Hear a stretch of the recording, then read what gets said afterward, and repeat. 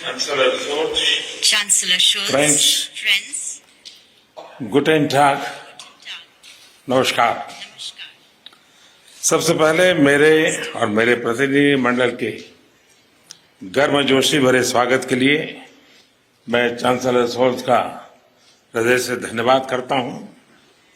मुझे खुशी है कि इस वर्ष की मेरी पहली विदेश यात्रा जर्मनी में हो रही है। इस वर्ष के शुरुआत में किसी विदेशी लीडर के साथ मेरी पहली टेलीफोन वार्ता भी मेरे मित्र चांसलर शोल्ज के साथ हुई थी। चांसलर शोल्ज के लिए भी आज की भारत जर्मनी आईजीसी इस वर्ष की किसी भी देश के साथ पहली आईजीसी है। ये कई फर्स्ट दर्शाते हैं कि भारत और जर्मनी दोनों ही देश इस महत्वपूर्ण पार्टनरशिप को कितनी प्राथमिकता दे रहे हैं। लोकतांत्रिक देशों के तौर पर भारत और जर्मनी कई कॉमन मूल्यों को साझा करते हैं। इन साझा मूल्यों और साझा हितों के आधार पर पिछले कुछ वर्षों में हमारी द्विपक्षीय संबंधों में उल्लेखनीय प्रगति हुई है। हमारी पिछली आईजीसी 2019 में हुई थी। तब से विश्व में महत्वपूर्ण परिवर्तन हुए हैं। कोविड-19 महामारी ने वैश्विक अर्थव्यवस्था पर विनाशकारी प्रभाव डाला है। हाल की जियोपॉलिटिकल घटनाओं ने भी दिखाया कि विश्व की शांति और स्थिरता कितनी नाजुक स्थिति में है और सभी देश कितने इंटरकनेक्टेड हैं। यूक्रेन के संकट के आरंभ से ही हमने तुरंत युद्ध विराम का आह्वान किया और इस बात पर जोर दिया था कि विवाद को सुलझाने के लिए बातचीत ही एकमात्र उपाय है। हमारा मानना है कि इस युद्ध में कोई विजयी पार्टी नहीं होगी, सभी को नुकसान होगा। इसलिए हम शांति के पक्ष में हैं। यूक्रेन संघर्ष से उत्पन्न उथल-पुथल के कारण तेल की कीमतें आसमान छू रही हैं। विश्व में खाद्यान्न और फर्टिलाइजर की भी कमी हो रही है। इससे विश्व के हर परिवार पर बोझ पड़ा है, किंतु विकासशील और गरीब देशों पर इसका असर और गंभीर होगा। इस संघर्ष के ह्यूमैनिटेरियन इंपैक्ट से भारत बहुत ही चिंतित है। हमने अपनी तरफ से यूक्रेन को मानवीय सहायता भेजी है।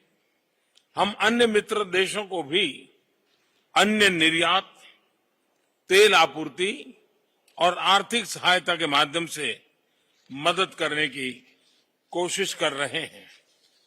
आज छठी आईजीसी में से भारत जर्मनी भागीदारी को एक नई दिशा मिली है। इस आईजीसी ने एनर्जी और एनवायरनमेंट दोनों क्षेत्रों में हमारे सहयोग को महत्वपूर्ण गाइडेंस दिया है। मुझे विश्वास है कि आज किए गए निर्णयों का हमारे क्षेत्र और विश्व के भविष्य पर सकारात्मक प्रभाव पड़ेगा।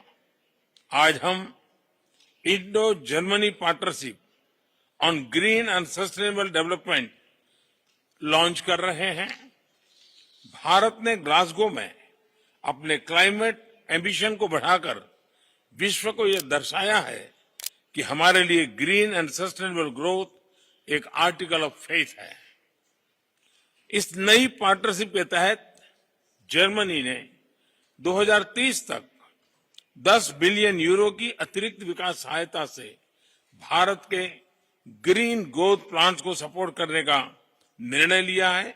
इसके लिए मैं जर्मनी और चांसलर शोल्ज को धन्यवाद देता हूं। हमारे कॉम्प्लीमेंट्री स्ट्रेंथ को देखते हुए हमने एक ग्रीन हाइड्रोजन टास्क फोर्स भी बनाने का निर्णय लिया है। दोनों देशों में ग्रीन हाइड्रोजन इंफ्रास्ट्रक्चर को बढ़ाने के लिए में यह बहुत उपयोगी रहेगा। भारत और जर्मनी दोनों को ही अन्य देशों में डेवलपमेंट कोऑपरेशन का लंबा अनुभव है।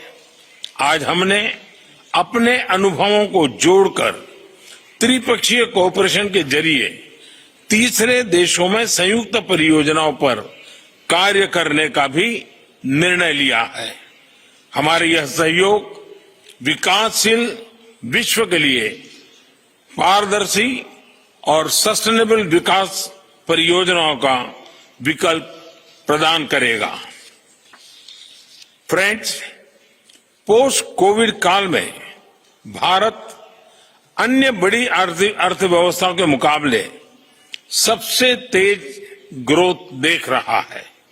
हमें विश्वास है कि भारत वैश्विक रिकवरी का महत्वपूर्ण स्तंभ बनेगा। हाल ही में हमने बहुत कम समय में यूएई तथा ऑस्ट्रेलिया के साथ व्यापार समझौतों पर हस्ताक्षर किए। ईयू के साथ भी हम एफटीए वार्ताओं में शीघ्र प्रगति के लिए प्रतिबद्ध हैं। भारत के कुशल कामगारों और प्रोफेशनल से कई देशों की अर्थव्यवस्थाओं को लाभ मिला है। मुझे विश्वास है कि भारत और जर्मनी के बीच हो रहे comprehensive migration and mobility partnership agreement से दोनों देशों के बीच आवाजाही सुगम बनेगी। मैं फिर एक बार आज की समिट के लिए, आपके इनिशिएटिव के लिए आपका बहुत बहुत धन्यवाद करता हूं।